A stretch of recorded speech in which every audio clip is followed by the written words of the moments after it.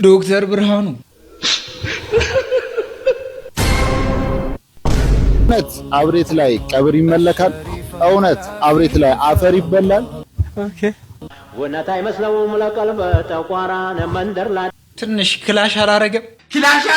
በነገራችን ላይ ደግሞ የአብሬትን ጉዞ የምትሄዱ ሰዎች እጅግ በጣም በሚያስገርም መልኩ ዘመናዊ በሆነ መልኩ ጫትን 24 ሰዓት ጥርሳችሁ እየደከማችሁ የምታኝኩ ሰዎች እጅግ በጣም በሚያስገርም መልኩ የጫት ጁስ በሶማሌላንድ ሀርጌሳ የተከፈተው የጫት ጁስ ፋብሪካ ጉዳይ በማህበራዊ ሚዲያ ላይ ከፍተኛ መነጋገሪያ ነው። በምስሉ ላይ እንደሚታየው ጫቱ በተለመደው የቅጠል መልክ ብቻ ሳይሆን አሁን ደግሞ በዘመናዊ መልክ ተጨምቆ እንደ ጁስ ጭማቂ በጠርሙስ ታሽጎ መቅረብ ጀምሯል። ይህ አዲስ አቀራረብ የዘመኑ ጫት በጭማቂ መልክ በሚል በብዙዎች ዘንድ አስገራሚና አስቂኝ አጀንዳ ሆኗል። በኢትዮጵያና በአካባቢው ሀገራት ጫት ለዘመናት በባህላዊ መንገድ የሚቃም ነገር ቢሆንም በዚህ መልኩ ወደ ፋብሪካ ምርት ተቀይሮ እንደማናቸው መጠጥ በፈሳሽ መልክ መዘጋጀቱ ትልቅ አጀንዳ ሆኗል። በምስሉ ላይ እንደሚታየው አንድ ወጣት በአንድ እጁ የታሰረ የጫት ቅጠል በሌላ እጁ ደግሞ በፋብሪካ ተዘጋጅቶ የታሸገውን አረንጓዴ የጫት ጭማቂ ይዞ ይታያል። ሁሉንም ደንበኞቻችንን እንወዳለን የሚለው መልእክቱም ምርቱ ለገበያ በስፋት መቅረቡን ያበስራል። ይህ ሁኔታ በጫት ተጠቃሚዎች ዘንድ መቃም ቀርቶ መጠጣት መጣ የሚሉ ቀልዶችና አስተያየቶችን እያስከተለ ይገኛል። ዘመናዊነት ማለት እንደዚህ ነው። በቃ አሁን ወደ ቃጥባሬ ወደ ምን የምትሄዱ ሰዎች ጫትን ትታችሁ ይህንን ነገር መጠቀማችሁ እጅግ በጣም አሪፍ ይመስለኛል፣ እንደኔ ሀሳብ ማለት ነው። እስቲ ይህን ልጅ አውድ 9 ወር ተረግዞ አይደለም በ10 ብር ተገዝቶ አያዋጣም። እናንተ ቤተሰቦች ግን እረፉ። ጫት ልጆቻችን እየጨረሰ ነው ያለው ጫት። በነገራችን ላይ ማለት ነው አንዳንድ ሰርጎችን ተመልክታችሁ ቀጣይ ኑሯቸው ምን አይነት ኑሮ እንደሚሆን መገመት አያቅታችሁ ይለናል አቡጊ። ሰርጋችንን ስታይ በቂ ነው። በቃ ሰርጋችንን ስታይ ምን ይሆናል ይሄ ትዳር ብለህ ለማየት። እሺ ይሄንን ሰርግ ደግሞ ስትመለከቱ እናንተ እስቲ ምን ይሆናል እስቲ እነዚህ ጣፋንታ ወደፊት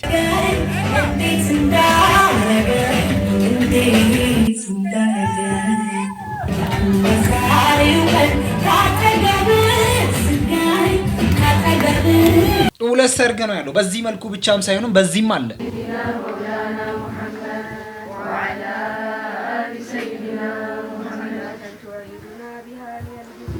አሁን ትልቁ ጥያቄ ያለው ምኑ ጋር መሰላችሁ? እኔና አንቺ ሰርጋችን እንዴት ይሆናል ነው። አንተና እኔ ሰርጋችን እንዴት ይሆናል የሚለው ነው ትልቁ ጥያቄው። እንዴ ምን አውቄ?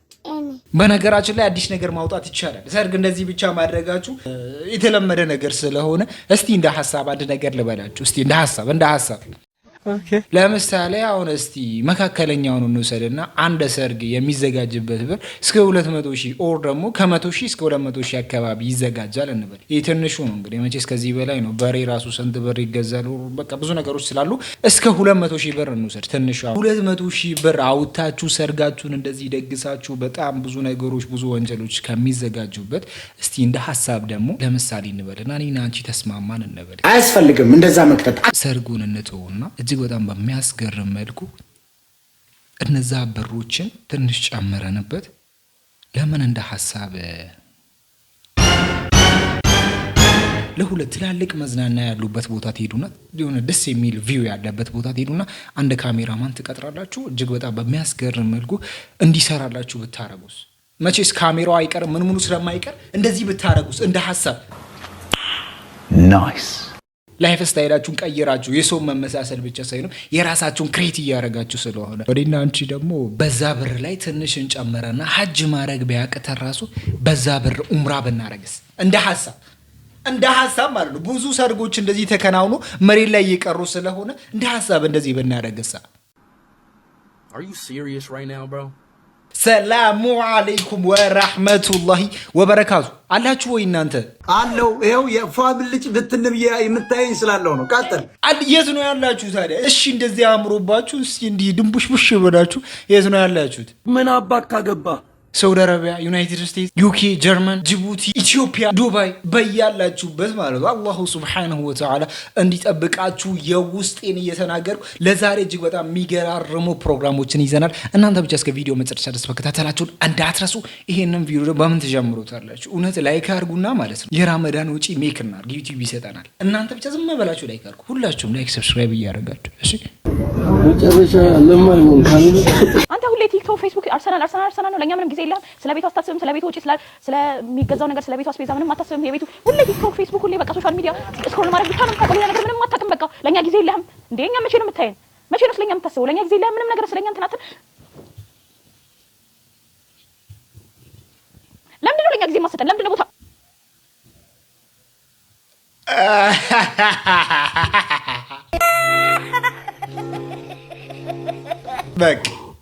በቃ ብልህ ከሰው ይማራል ሲባል ሰማለሁ። ተምረናል። በቃ ብዙ ነገሮች ራሳችሁ ላይ ሳይደርስ በፊት ከሰው መማር አለባችሁ። ወንዶች ኖት እየያዛችሁ። በነገራችን ላይ የወንድ ልጅ ቁዋው ምን እንደሆነ ታውቃላችሁ? ወንድ ልጅ ቁዋው በተለይ ፈረንካ ነው። ፈረንካ አላህ ይስጥን። በርግጫ የሚታሰር ብር ይስጥን። ለኢትዮጵያ ሕዝብ ጨርሶ የወንድ ልጅ ቁዋው በተለይ አሁን ሰው ጡንቻ ይላል እንዲያርጉ ይከመራል። እንዴት እዛ ላይ በተነፋፋ ያጣ ሰው ልብስ ነው የሌለ ሰው ሸይጣን ነው። ያው ጅን በለው ተለለክ እንዲ ተቀበደክ እንጂ ይሄን እንዲ አርገ እንዲ ብትል ምን ዋጋ አለው? ፈረንካ ተለለክ አይሆንማ። አንዲ ሞሰብ እንጀራ እየበላህ እንዲ ብትከመር እንደ ሐሳብ ይሄ ነገር ልክ ይመስለኛል። በተለይ ወንድ ልጅ አይጣ ነው የሚባለው። ወንድ ልጅ ካጣ ብዙ ነገሮች የሚፈጠሩት፣ ሰዎች የሚሰርቁት፣ ሰዎች የሆኑ ነገሮች ውስጥ የሚገቡት፣ ሰዎች ወንጀል ውስጥ የሚገቡት ስለሌላቸው ነው። በቃ ባጭሩ ብር ስለሌላቸው ነው እንጂ የሆነ አመል የሆነባቸው እጅግ በጣም ጥቂት ሰዎች ናቸው። እስቲ ኡማውን አላህ ሱብሓነሁ ወተዓላ የተባረከ ብር ይስጠው። ዛሬ ዱዓ አብዝቼባችኋለሁ። ብቻ እስቲ አሚን በሉ ዝም ብላችሁ። አረ ምንም ችግር የለ፣ እኔ ደስ ነው የሚሉኝ። አንዳንዶቻችን ደግሞ እጅግ በጣም በሚያስገርም መልኩ መንገድ ላይ ይሄድ የምንመለከተው ነገር አጂብ ነው። ሰሉ ዐለ ነቢ ሰሉ ዐለ ነቢ የጂብሪል ጓደኛ የአስሓቦች ሙረቢ ሰሉ ዐለ ነቢ መልእክቱ እጅግ በጣም አሪፍ ነው። ሰሉ ዐለ ነቢ ከኋላ ያለው ሰው እየተመለከተ ከሆነ እሳቸው ላይ ሰላዋት ያወርዳል። ትልቁ ጥያቄ ምኑ ጋር እንደሆነ ታውቃላችሁ? እንደዚህ የአላህ ሱብሓነሁ ወተዓላ ስሞችን የነቢዩን እንደዚህ አይነት ነገሮችን እየጻፋችሁ የምትለጥፉ አሁን ለምሳሌ የአሁኑ የቱ ጋር ነው ያለው? ከስር ስላለ ጭቃ ሲመጣም ይመቷል፣ የሆነ ነገር ሲመጣም ይመቷል፣ ሊጋጭ ይችላል፣ ብዙ ነገሮች ይችላሉ። ያንን ነገር በልባችን ውስጥ አድርገን መኪናችን ጽድት ብላ በባዶ እኮ ማሸብረቅ ትችላለች። የአላህን ፊት ከፊት ለፊት ሙላ ብታደርጉ ያ ነገር ይጋጫል፣ የሆነ ነገር ይሆናል፣ ጭቃ ይነካዋል፣ ብዙ ነገሮች አሉ። እንደዚህ አይነት ነገሮች ስላሉ ብተውስ አሁን ለምሳሌ ትላልቅ ጎርፍ ውስጥ ቢገባ ይሄ ነገር እንደዛ እየሆነ ነው የሚሄዱ።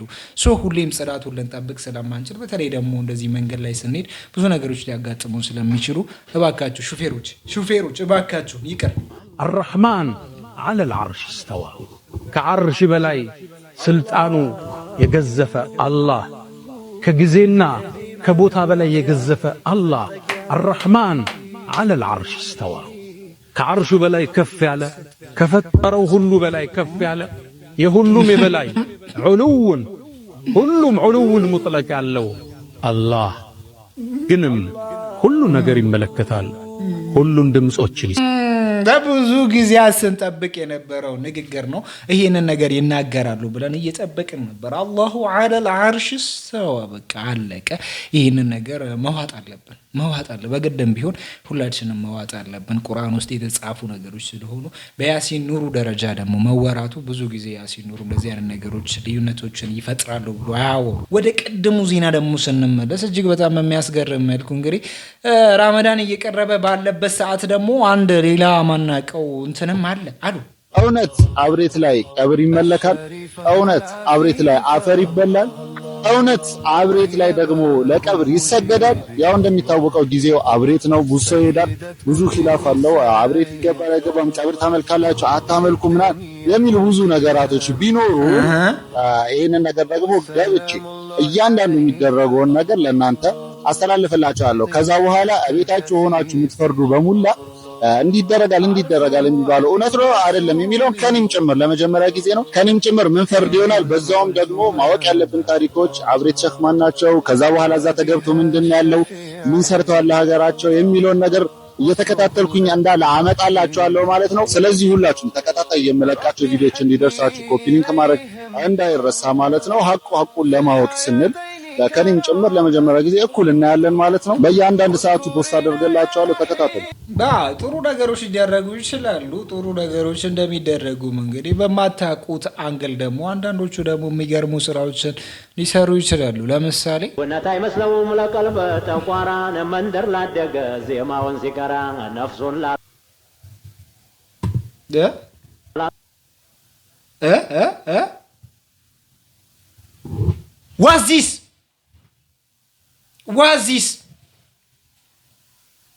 ዋዚስ ዋዚስ ንገሩ ነባካችሁ ንገሩ። በ16ኛው ክፍለ ዘመን በ1447ኛው ክፍለ ዘመን እንደዚህ አይነት ነገሮችን እየተመለከትን ከሆነ እንደዚህ አይነት ተረቶችን እያደረግን ከሆነ የቱ ጋር ነው ስልጣናችን? የቱ ጋር ነው ስልጡን መሆናችን? የቱ ጋር ነው ስማርት መሆናችን? ኩንቱም ኸይረ ኡማ የቱ ጋር ነው? የቱ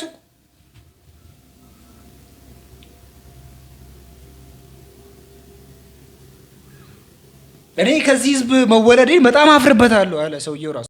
እኔ አፍራለሁ ከዚህ ህዝብ ወጣው ለማለት አንዳንዴ እኮ እኔ አም ፍሮም ዱባይ እያልኩ ነው። ገብቶሳቸው አድራ ዲያዋዋው አልተጣሰ የሄደው በግራ ወርማው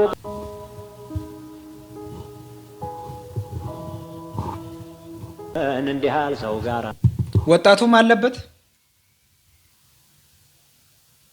እንደዚህ አይነት ሁኔታዎችን ለምን አይቀርጹም? እሺ ለኡመቱ እንደዚህ አይነት ፕሊስ እንደዚህ አይነት ነገር ትናንሽ ነገር አድርጋችሁ አትመልከቱ። ይሄ ከትውልድ ወደ ትውልድ ይሄዳል። አባት እዚህ ከመጣ ልጅም የአባቱን መንገድ ይከተላል። አባቱን እዚህ ጋር ካልመለስን በጣም ከባድ ነው። ፕሊስ ፕሊስ ፕሊስ እናንተ እያላችሁ ኡማው ለሰው እንዳይሰደው እናንተ እያላችሁ ኡማው ለክብር ቢሆኑ ለሀገር ሂዳችሁ አትሳሙ። ለክብር መሳም የለበት። እግር አልስም አይሳምም። እግር አንስምም። ክብርነቱ ማሳየት መቻል አለባችሁ እንጂ ዝቅ ካላችሁ ለአላሁ ብቻ ነው። በቃ አለቀ። እኔ ዝቅ ብዬ የማንንም እግር አልስም።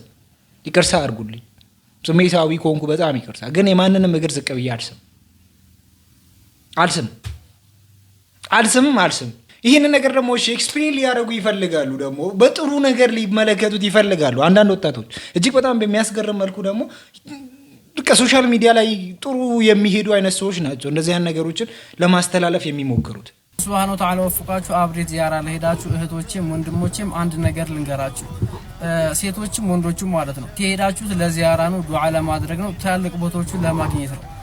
እንደዚህ አይነት ቦታዎች ላይ ስትሄዱ የማይቀረጹ ነገራቶች ምንድነው? የማይቀረጹ ነገራቶች ፕሊስ፣ ምንድነው የማይቀረጹ ነገራቶች?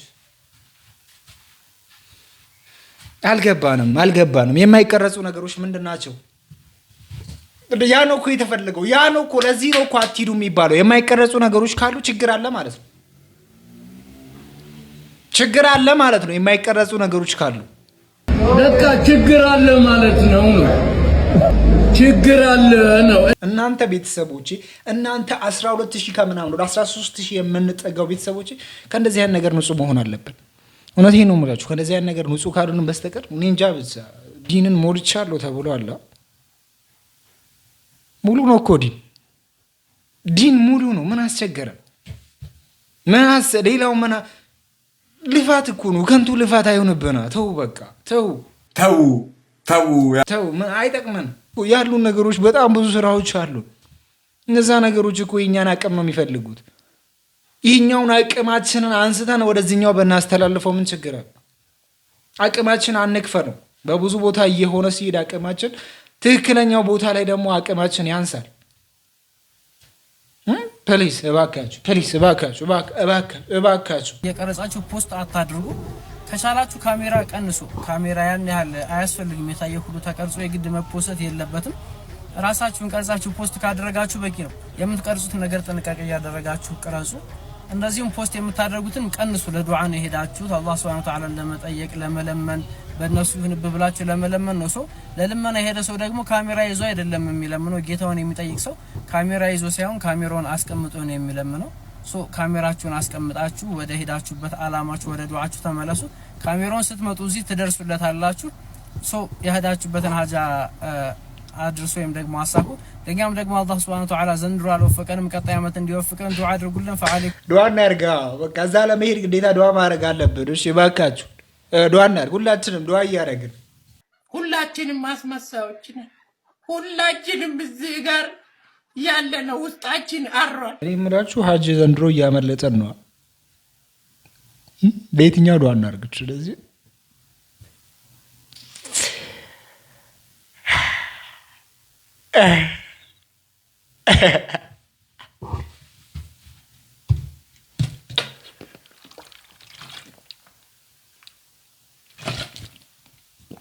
እንቀጥላለን።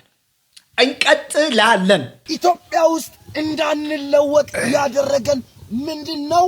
በወንድማችን ከፍታ እንቀናለን፣ በእህታችን ከፍታ እንቀናለን። ዛስ ሪል እንዴ ምን ሆነ ነው ልጅ? እኔ ምሬን ነው የምላችሁ 32 ኢንች ቴሌቪዥን ገዝቼ እግዚአብሔር ምስክሬ ነው እቤቴ 4 ፖሊስ መጥቷል። ይኸው የመጣችሁ ፖሊሶችም ታውቃላችሁ የሚሰራው ሞተር ነው፣ ግን አጠራቅሜ በገዛው ሰርቆ ነው ተብሎ ጎረቤት ቴሌቪዥን ጠፍቷል ተብሎ የኔ ቤት በፖሊስ ተፈተሸ። እውነተኛ ታሪክ ነው ማወራችሁ። ያራዳ ልጅ እንዴ እከሌ ከየት አምጥቶ ነው እንደዚህ ከየት ሆኖ ነው እንደዚህ ነው? በሰው ማለት ነው በሰው ኑሮ ቡና ከምንጠጣ እንደ በወንድማችን ስኬት መልካም ምኞት ቢኖረን እኛ የት በደረስን። ኢትዮጵያዊ ምን ሆነን ነው ምንቀናናው? በመዲና ዓለም በእግዚአብሔር በአላህ በእናታችሁ ምቀኝነት፣ ሸረኝነት ከውስጣችን ይወገድ። እንዴ ለራሳችን እንዲሆን የምንፈልገውን ነገር በወንድማችን ደስታ ለምንድነው ማንደሰተው? ምንድነው የሚያመቃገን? በቃ ምቀኛ ምንድነው? ብርዝናዬ ያራዳ ልጅ አይደለን እንዲ ያራዳ ልጆች ነቃ ደንገጥ በሉ። በወንድማችሁ ስኬት አትቅሩ ነው የምላችሁ። ያራዳ ልጆች ይመቻችሁ ነው የምላችሁ። እጅግ በጣም የሚገርም ትምህርትን አስተላልፎልናል። ውስጣችን ውስጥ ያለው ችግር ይሄንን ይመስላል። እስቲ አንዳንድ ሰዎች እናንተን አይመለከትም፣ አንዳንድ ሰዎች የሆነ ከውስጥ አለን የሆነ ችግር አለን። ሙስሊሙማ ግን እንደዚህ አይነት ችግር አይታይበትም። ወደ ሁሌም እኮ ለእናንተ ጠበቃ ነው። እኔ ሁሌም ለእናንተ የሚገርማችሁ ነገር እኮ እኔ በየሄድኩበት ቦታ ለእናንተ እኔ ጠበቃ መሆኑ። ዶሮን ሲያታልሏት በመጫኛ ጣሏት ይባላል። እዚህ ነሺዳ ሱስ ይዞኛል፣ አንዴ አዳምጡት። قال خل الختم إني الله الله حرك قلبي الله ጣኞች ግጥምና ዜማውን ስለወደዱት በዚህ ነሺዳ ቪዲዮ እየሰሩ ይገኛሉ። ሱስ ሆኖብኛል፣ እንደዚሁም የስልክ ጥሪ አድርጌው ሰዎች ሲደውሉላ ማንሳት አልቻልኩም እያሉ ይገኛሉ። ነገር ግን ዛሬ የዚህ ነሺዳ ትርጉም ከነገርኳችሁ በኋላ ሁላችሁም የሰራችሁትን ቪዲዮ ፕራይቬት ታረጉታላችሁ። ይህ ቪዲዮ ለሙስሊሞች እጅግ ጠቃሚ ስለሆነ ቪዲዮውን በደንብ ሼር፣ ኮፒ ሊንክ፣ ዲዩት ሪፖስት አድርጉ። አጅሩን እስከ የውመል ቂያማ አብረን እንካፈላለን። የሚያጠነጥነው በነብዩ ሰለላሁ ዐለይሂ ወሰለም ልጅ ፋጢማቱ ዛህራ ላይ ነው።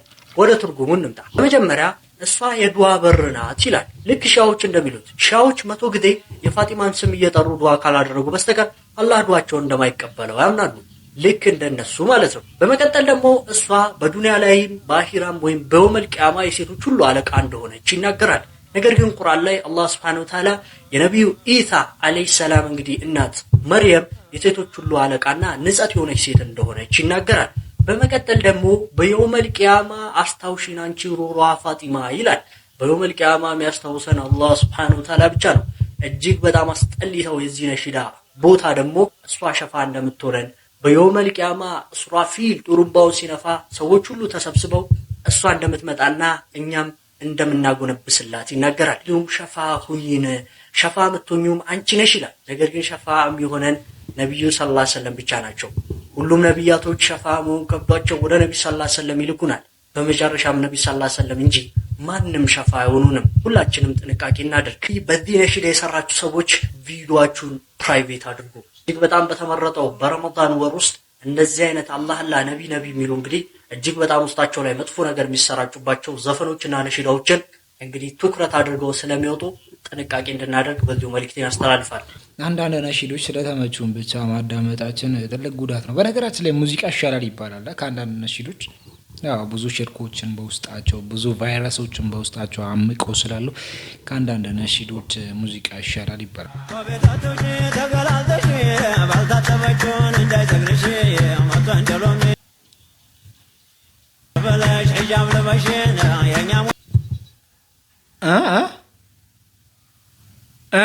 ወዴት ወይ ይገርማል እኮ መተው ነው።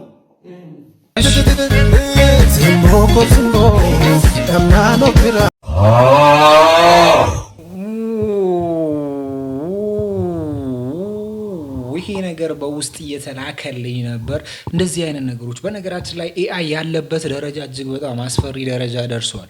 ህዝብን ከህዝብ ጋር፣ መንግስትን ከሌላ መንግስት ጋር፣ ሀገርን ከሌላ ሀገር ጋር የሚያጋጩ ትልቁ ነገር እየሆነ ነው። መንግስትን ከህዝብ ጋር ራሱ የሚያጋጭ ትልቅ ቫይረስ እየሆነ ነው። ኤአይ በጣም አስፈሪ ደረጃ ላይ ደርሷል። እንደዚህ አይነት ነገሮችን ለመለየት እስኪከብደን ድረስ በኤአይ እየተሰሩ ነው። እስቲ ደግሞ ወደ ጎረቤታችን ልውሰዳችሁና እጅግ በጣም ያስገረመኝና እጅግ በጣም የደነቀኝን ነገር ላሰማችሁ። ወርቁ አይተነው አንቺ የቤትክ ዘበኛ ልሁን ብለሽኝ ነበር።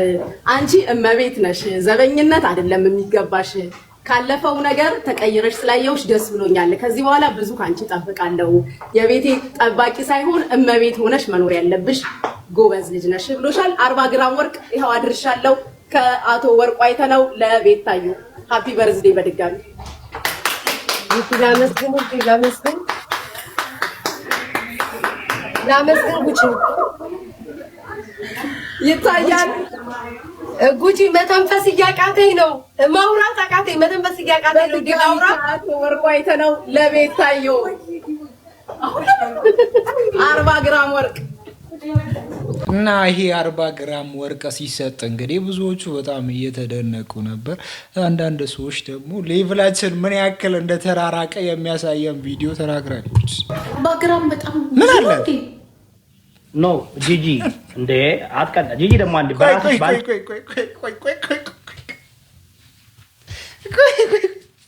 ምን አላት 40 ግራም ወርቅ ምን አላት? እውነቷን እኮ ነው። እንደ አፋን አትያዛት። ምን አላት እንደ ሀገር ምን አላት? እስቲ ያሉች 40 ግራም ምን ዝም ብለን ሆይ ሆይ እያልን ነው እንጂ እንዳለ ያለውን እውነት አናት ቻትይዋ ባንቺ ገቢና ባንቺ ኑሮ ማየት የለብንም። በጣም ብዙ ነው፣ ለነሱ ብዙ ነው። $6000 እኮ ምን አላት? ኖ $6000 40 ግራም እኮ ንቀት እኮ ነው ጋይስ። እኔ እንዲያውም 40 ግራም ሰጥቷት ከሆነ ንቋታል። መድኃኒዓለምን ንቋታል በጣም። ቆይ እዚህ ጋር ፖዝ እናድርግና እኔን መናቅ የምፈልጉ ሰዎች ያላችሁ እንደ ሀሳብ እስቲ ናቁኝ። እስቲ በ40 ግራም ወርቅ እስቲ ናቁኝ። እኔ ንቀትን ነው የምፈልግ። ንቀት እንደዚህ ከሆነ እኔ የኢትዮጵያ ሕዝብ እንዳለ ቢንቀኝ ደስ ይለኛል። የዓለም ሕዝብ ናቁኝ እስቲ። 40 ግራም ወርቅ ንቀት ነው?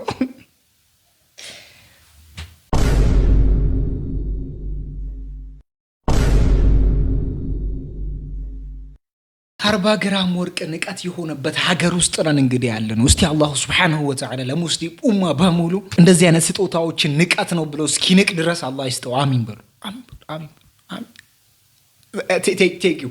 እጅግ በጣም በሚያስገርም መልኩ ደግሞ አንድ እህታችን አለች፣ ውጭ ሀገር ነው የምትኖረው። ስሟም ሀቢባ ይባላል። ሁላችሁም ታውቃላችሁ ብዬ ተስፋ አደርጋለሁ። ድምጿ ትንሽ ወፈር ይላል፣ ከወንድ ጋር ትንሽ የመመሳሰል ባህሪ ስላለው ብዙ ሰዎች እየራቆኝ ነው ብላ ከውስጧ ስታወራ እጅግ በጣም ታሳዝናለች። በሚያስገርም መልኩ ደግሞ አንድ ጓደኛ አግኝታለች ከኢትዮጵያ፣ ወንድ ነው እሱ ደግሞ የሴት ድምፅ ነው ያለው።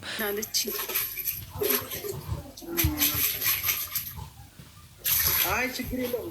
አዲስ አበባ ምናምን ከመጡ እንገናኛለን። ጎንደሮች ነው አዲስ አበባ ከመጣሁማ እኮ ማለት ነው እናንተ በቃ ሸር ብትንን የምንለው እናቴ ምን አስበን አንዴ ትቀልጃለሽ እንዴ? ግን እንዳትመጪ እንጂ ሸር ብትን ብቻ አንዴ ለምንም አልመጣም። እዚህ አንቺ ደግሞ ምን ትሰሪያለሽ አሁን ኢትዮጵያ? እውነቴን እኮ ነው። ቁም ነገር እንመጣለን ምናምን አለ አይደለ? በቃ አብረን ብንኖር ደግሞ እያበደ ነው የሚሆነው። ወይኔ ደስታዬ፣ በስመ አብ ደስ ይለኛል በጣም። እና ጀለሶች እንዴት ናቸው? ማንም የለም፣ እኔ ብቻዬን ነኝ። እባክሽ ጀለስ ምናምን ትያለሽ? እኔም እኮ አታይኝም እንዴ? ብቻዬን ያለሁት እውነቴን ነው የምልህ። ትናንትና ምናምን ደውለልኝ ነበር አይደለ?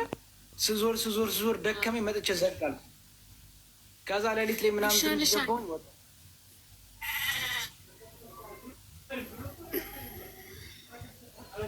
ጋይስ ታብታብ አድርጉላት እስኪ 200 ሺህ አስገቡላት ታብታቡን። እናም አለሁልሽ። ዛሬ ደግሞ አውሮፓ ያበረምርት ይላል። እባክህ ኧረ ምን ይሄ ነው? ዛሬ ቅዳሜ ነው። በእናትህ ስራ ነበረኝ። ኦኬ ልብስ አጠብኩኝ፣ አቀዳሁኝ፣ አስተናገድኩኝ ቤት ውስጥ ምናምን በቃ። እና ደግሞ ቲሸርቱ የምንድን ነው የለበስከው? ምንድን ነው የሚለው ቲሸርቱ? የቤተ ክርስቲያን ነው። ማዘር ከገዳማ አመጣልኝ ነው። ኦኬ። እና እኔ የምልሽ እኔ ቆይ አንዴ እኔ የምልህ አቡሺ ኢትዮ ላይ ምናምን እሺ፣ ይቅርታ ወደ በስተት ይቅርታ። አንዳንድ ችግር አለብኝ ፈጥ ያደርገኛል ማለት ነው። አዲስ አበባ ምናምን ኢትዮ ላይ ምን አዲስ አበባ መቼ ነው የምትመጣው?